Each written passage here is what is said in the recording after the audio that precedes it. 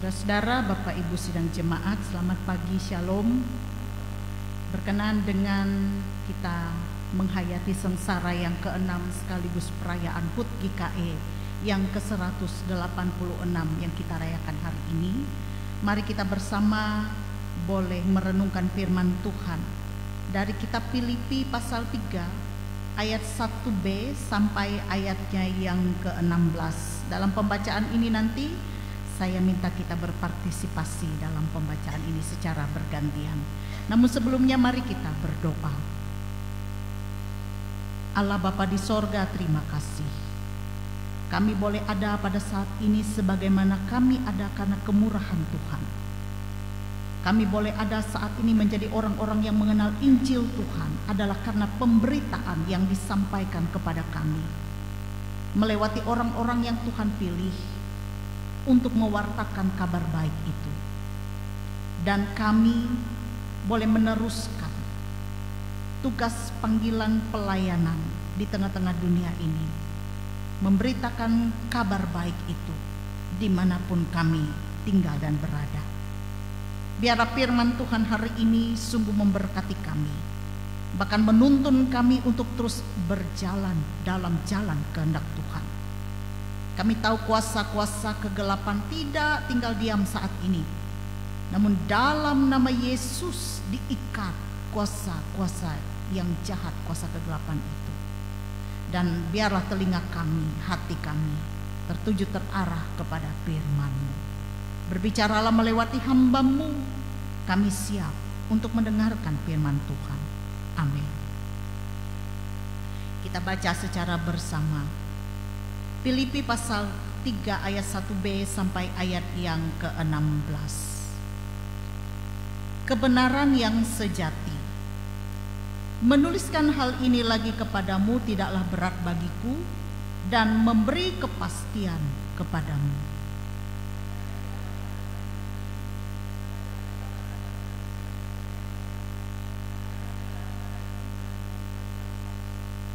Karena kitalah orang-orang bersunat yang beribadah oleh Roh Allah dan bermegah dalam Kristus Yesus dan tidak menaruh percaya pada hal-hal lahiriah.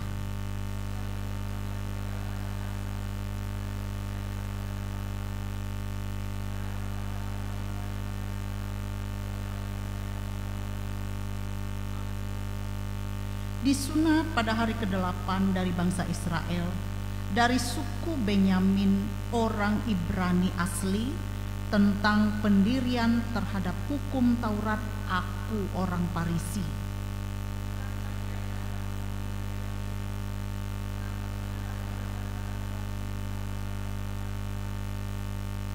Tetapi apa yang dahulu merupakan keuntungan bagiku, sekarang kuanggap rugi karena Kristus.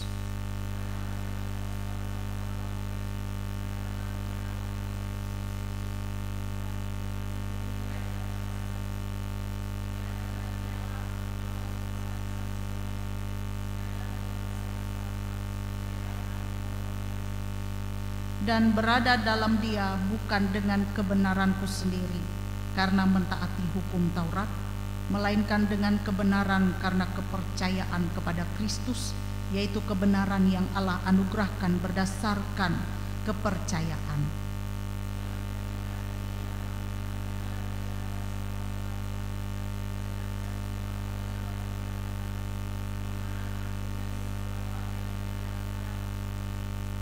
Supaya aku akhirnya beroleh kebangkitan dari antara orang mati.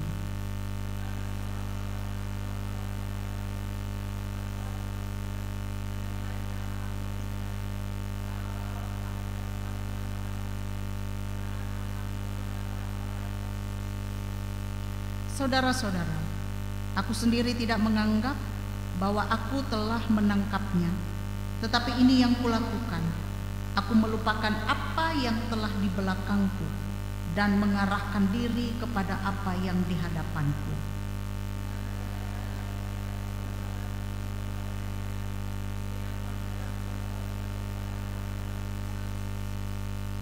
Karena itu marilah kita yang sempurna berpikir demikian.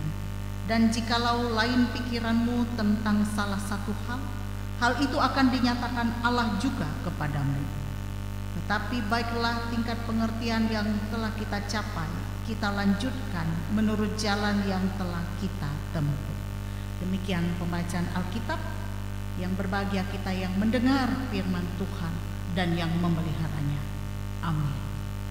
Saudara, Bapak, Ibu, jemaat Tuhan, setiap orang, setiap kita pasti punya masa lalu. Ada masa lalu yang indah, ada masa lalu juga yang tidak indah atau tidak menyenangkan. Seiring perjalanannya waktu, kita memang tidak bisa kembali lagi ke masa lalu. Tetapi yang dapat kita lakukan adalah menolehnya sejenak untuk belajar dari masa lalu. Pembelajaran dari masa lalu itu penting karena ini akan memotivasi apa tujuan hidup kita. Belajar dari masa lalu itu penting agar hidup kita ini lebih berarti. Dan yang penting adalah hidup itu harus punya tujuan. Kalau tidak punya tujuan, segala sesuatu menjadi sia-sia. Ibaratkan kalau kita sedang melaksanakan perjalanan yang jauh tanpa tujuan. Apa artinya perjalanan yang kita lakukan? Maka hidup itu harus ada tujuan. Saudara, Bapak, Ibu, seiring dengan berbicara tentang pengalaman masa lalu, Rasul Paulus dia punya pengalaman masa lalunya. Dia dulu adalah orang yang taat, orang yang ketat, orang yang setia, mentaati segala hukum Taurat. Ia juga adalah seorang yang menaruh kepercayaan kepada hal-hal yang bersifat lahiriah. Fanatisme keagamaannya ia tunjukkan. Sehingga karena ukuran kebenaran menurut prinsip, menurut pikirannya itu, ia menolak orang-orang yang sudah percaya kepada Yesus Kristus pada saat itu. Karena baginya yang benar itu ukurannya adalah apa yang selama ini ia lakukan. Mentaati hukum Taurat, harus disunat. Siapa yang belum disunat itu tidak akan menerima warisan kerajaan Allah. Dan itu menjadi kebanggaan bagi Paulus ketika ia melakukan itu. Ia itu begitu bangga, begitu dia senang dengan apa yang menurut ukurannya itu benar, padahal salah. Sehingga apa yang dilakukan oleh Rasul Paulus, perjalanan pengalaman masa lalu, ia menganggap orang yang berbeda dari pikirannya dari dia itu salah, dan ia pun juga menjadi seorang yang menganiaya jemaat Tuhan. Ia sebagai penganiaya jemaat yang percaya kepada Yesus. Akan tetapi Kristus menarik dia. Ia ditarik kepada pengenalan kepada Kristus. Sehingga yang dulunya ia sebagai penganiaya jemaat, yang dulunya ia begitu membangga-banggakan keadaan lahiriahnya, keadaan keagamaannya, menjadi berbalik. Ketika ia sudah menerima Kristus sebagai juru selamat, arah tujuan hidupnya pun juga berubah secara radikal. Sebelumnya tujuannya adalah mencari kehebatan, mencari kemegahan diri, sehingga ia tega menganiaya orang-orang yang percaya kepada Yesus. Namun setelah berjumpa dengan Yesus, hal itu ditinggalkannya. Ia hanya ingin mengejar kebenaran dalam Kristus, Untuk itu ia rela menanggalkan masa lalunya yang menurut dia pada saat itu begitu gemilang, lalu mengarahkan pandangannya secara total untuk mengenal Yesus yang telah menarik dia.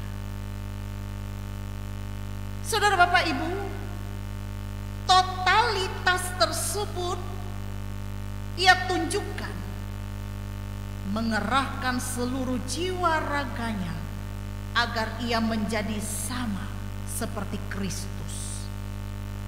Tujuannya adalah untuk meraih mahkota kemenangan di dalam Allah. Sehingga kalau kita membaca perjalanan hidup Rasul Paulus yang dulunya ia sebagai seorang penganiaya, kini ia menjadi seorang pemberita Injil tentang Kristus. Ia bersungguh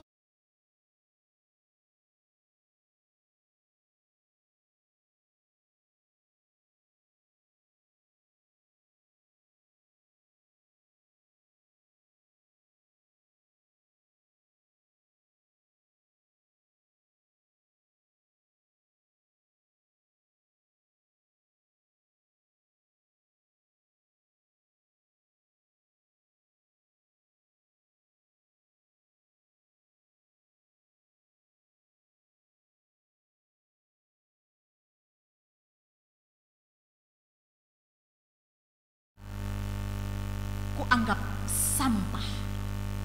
Tidak ada gunanya yang dulu itu. Sesuatu yang kubanggakan tidak ada gunanya, sampah semua. Karena apa itu menjadi sampah? Karena ia kini telah mengenal Yesus. Tidak ada yang penting yang dikejar di dunia ini selain ketika ia memiliki kebanggaan mengenal Yesus dan kebenarannya. Nah, saudara Bapak Ibu yang dikasihi dan diberkati oleh Tuhan kita Yesus Kristus, di masa sekarang pun juga banyak orang hanya mengarahkan hidupnya pada kesuksesan, ketenaran duniawi ini belaka. Mereka mengejar hal itu semua dengan totalitas. Ironisnya, lebih banyak lagi orang yang malah tidak mempunyai tujuan dan arah hidup yang jelas. Tidak sadar, bahkan tidak peduli terhadap itu semua. Kehidupan dijalani begitu saja sehingga tidak ada hal yang berarti, hanya mengejar duniawi ini dan kesenangannya. Hari ini kita diingatkan oleh firman Tuhan, apapun yang ditawarkan oleh dunia ini, kebanggaan, kesenangan duniawi, semua itu tidak ada apa-apanya. Semuanya itu sia-sia apa yang kita kejar dalam dunia ini. Hanya satu hal yang pasti, yang tidak akan membuat segala sesuatu sia-sia, adalah ketika kita mengarahkan pandangan kita dan tujuan hidup kita kepada Yesus Kristus. Ketika kita mengarahkan pandangan dan tujuan hidup kita kepada Tuhan Yesus Kristus, kita pun dapat bermegah dalam Kristus Yesus. Karena apa? Karena di dalam Yesus ada kepastian. Kepastian tentang apa? Tentang keselamatan. Adakah dunia memberikan itu? Mungkin ada, tetapi tidak bisa sama seperti yang diberikan oleh Tuhan Yesus. Keselamatan yang kekal. Karena itu kita harus mengarahkan pandangan kita kepada Tuhan Yesus dan berbangga kita mengenal Dia dan menjadikan Dia, Yesus Kristus, sebagai Tuhan dan Juru Selamat kita. Ini yang kita hayati dalam minggu sengsara yang ke-6 ini. Kesengsaraan Yesus di kayu salib. Untuk apa Ia harus menderita? Adalah untuk menyelamatkan kita yang berdosa. Karena kita tidak bisa menyelamatkan diri kita sendiri. Apapun upaya manusia untuk menyelamatkan dirinya tidak bisa menyelamatkan. Seberapa banyak amal ibadahmu, seberapa banyak perbuatan baikmu, tidak bisa menyelamatkan kita. Yang bisa menyelamatkan kita hanya karena anugerah, yaitu keselamatan yang diberikan melewati Yesus Kristus yang diberikannya secara cuma-cuma. Bukankah kita patut berbangga, bermegah di dalam Yesus Kristus itu yang telah menyelamatkan kita? Karena itu di minggu sengsara ini kita menghayati pengorbanan Yesus di kayu salib, seraya kita mengucap syukur dalam hati hidup kita. Terima kasih Tuhan karena kita telah mengenal Yesus. Terima kasih karena kita telah menjadikan Dia Tuhan dan Juru Selamat kita. Dan mengajak kita untuk setia dalam iman kepada Tuhan Yesus. Itu yang pertama yang mau kita hayati di minggu sengsara yang ke-6. Yang kedua, Bapak Ibu Saudara, berkenan dengan sengsara yang ke-6 ini, kita bersama warga Gereja Kalimantan Evangelis merayakan 186 tahun umur usia Gereja Kalimantan Evangelis. Hari ini kita diajak untuk merefleksikan diri kita, mengingat keberadaan kita sebagai warga GKE. Kita patut bersyukur kita menjadi bagian dari GKE ini. Sehingga melewati GKE ini kita telah mengenal Injil. Kita telah mengenal Yesus Kristus. Dan kita mengenal Yesus Kristus itu tidak lain karena ada yang mewartakan. Tahun 1835, Barnstein datang ke Kalimantan, Borneo, memberitakan Injil, misionaris yang diutus dari Zending Barman. Ia tinggalkan tempatnya yang nyaman, datang ke Borneo yang penuh dengan kesulitan. Belum ada kemajuan seperti sekarang ini. Kenapa ia harus datang ke tempat ini? Rela meninggalkan tempatnya yang nyaman. Karena ia menghayati sama seperti Paulus dalam nas ini. Karena yang ia rindukan adalah mengenal Yesus dan kebenarannya, mengarahkan hidupnya kepada Yesus. Injil itu tidak hanya untuk dirinya sendiri, tetapi rindu untuk mewartakan Injil itu. Para misionaris memberitakan, mewartakan Injil dengan berbagai tantangan yang tidak mudah di Kalimantan. Tetapi puji Tuhan, apa yang mereka tanam, mereka tabur, tidak pernah sia-sia. Tuhan memberikan pertumbuhan terhadap pemberitaan Injil, sehingga GKE boleh ada sampai saat ini, berumur 186 tahun. 10 April 1839 ada baptisan pertama di Beta Bara. Seorang penginjil yang bernama Hubert memberitakan Injil dan melakukan baptisan pertama. Suatu tanda bahwa Injil telah diterima, berita selamat jadi dumah akan itah wong Kalimantan, dan berbuah terus hingga saat ini.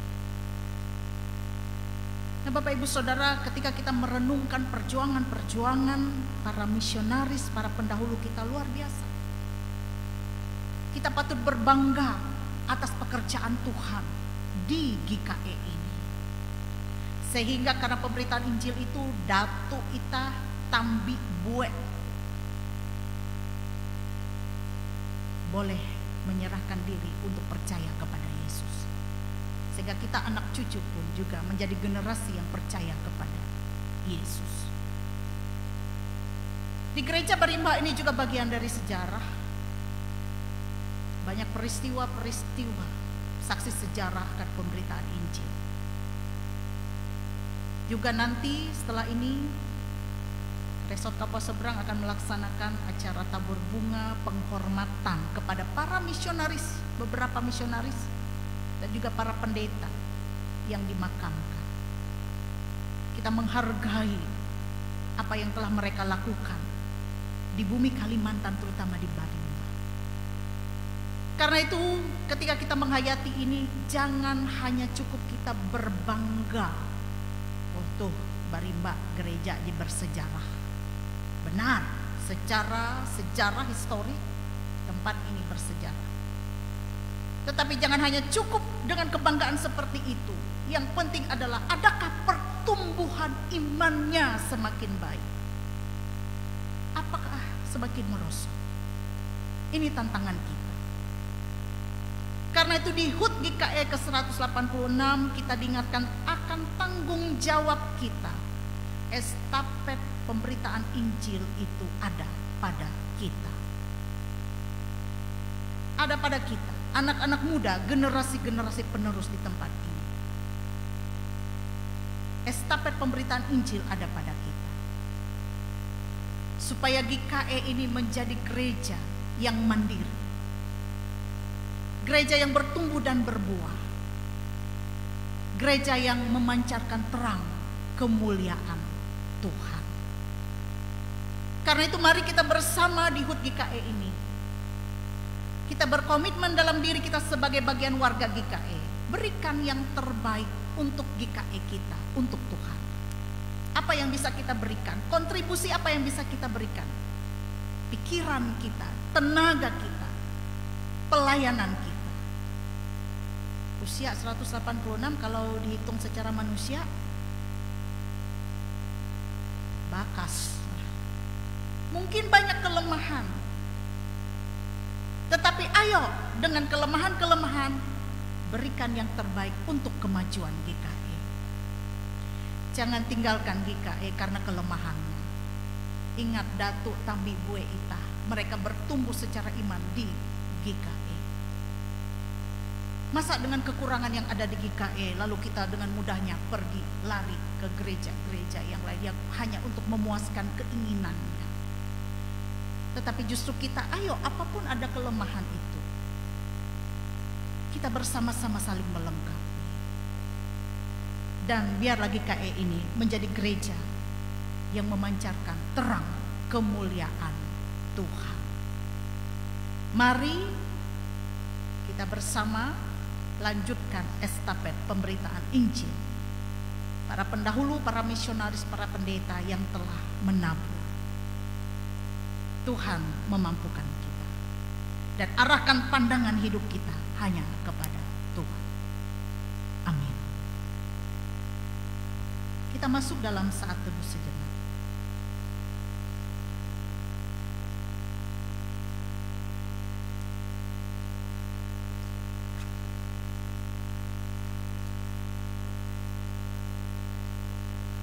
Kami undang sidang jemaat untuk bangkit berdiri.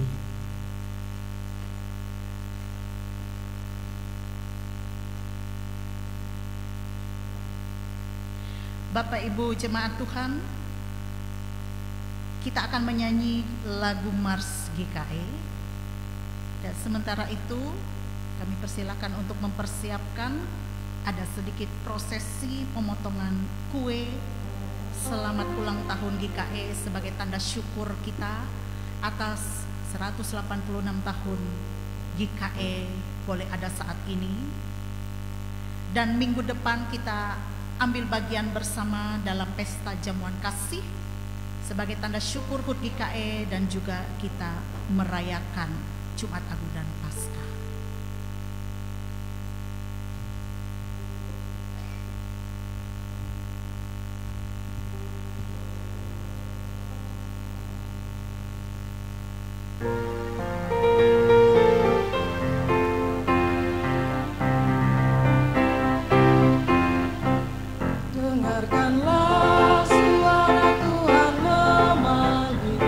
Jemaat GKE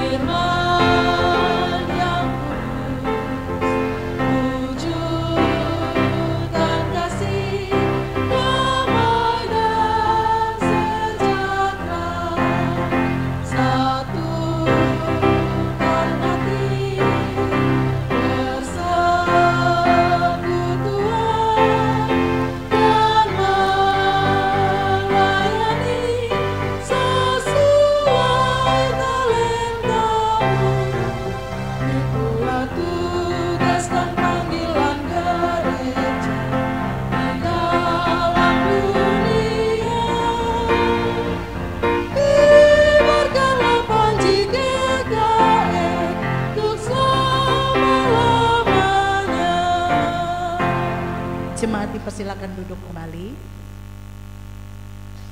Saya panggil seluruh penetua diakon untuk bisa bersama ke depan ini, dan juga seluruh pekerja gereja. Kita akan melaksanakan prosesi pemotongan kue.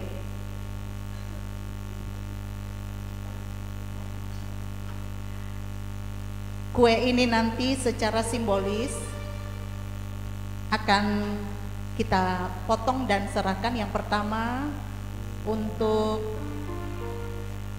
mewakili pendeta ada Bapak Pendeta Emeritus Agustinus Tunda. Silahkan Pak, boleh maju. Pak Pendeta Simon Palo ada? Ya, kalau tidak ada silahkan maju. Yang mewakili bapak-bapak, saya minta Pak Junjung Saloh, silahkan boleh maju. Yang mewakili ibu-ibu, Ibu Helene Esdion, silakan maju. Tambi, ulang tahun juga beliau ini ya, orang tua kita. Yang mewakili remaja, silakan boleh anak remaja maju. Yang mewakili pemuda, Erlin boleh maju. Anak-anak ada ya, anak-anak. Iya, anak-anak. Remaja.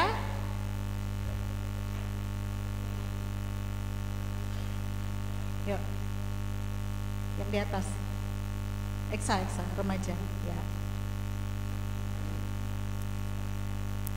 Ya, baik, itu hanya secara simbolis nanti, dan yang mewakili penetua diakon nanti Pak Yuberi nanti kita serahkan. Ya, hanya mewakili lah. Ya. Baik, Bapak Ibu, di hadapan kita ini ada kue ulang tahun HUT GKE.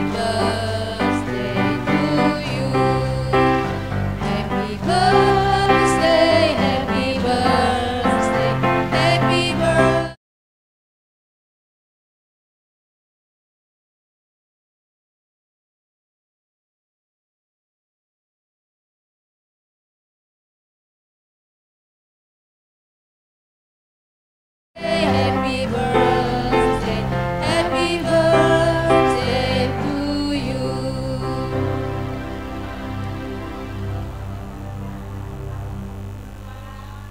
Tiga.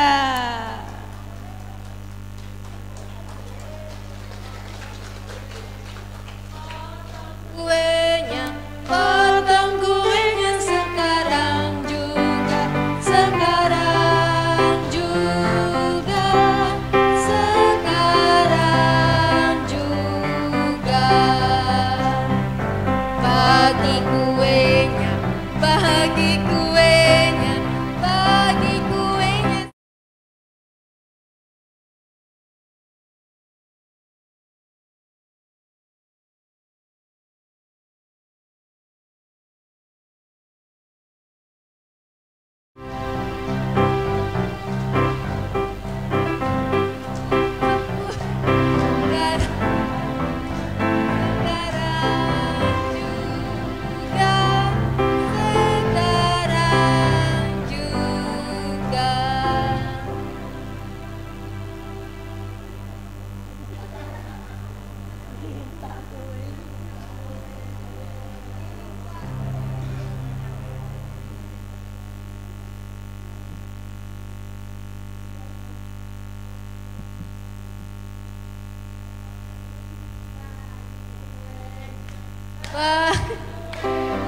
Bye.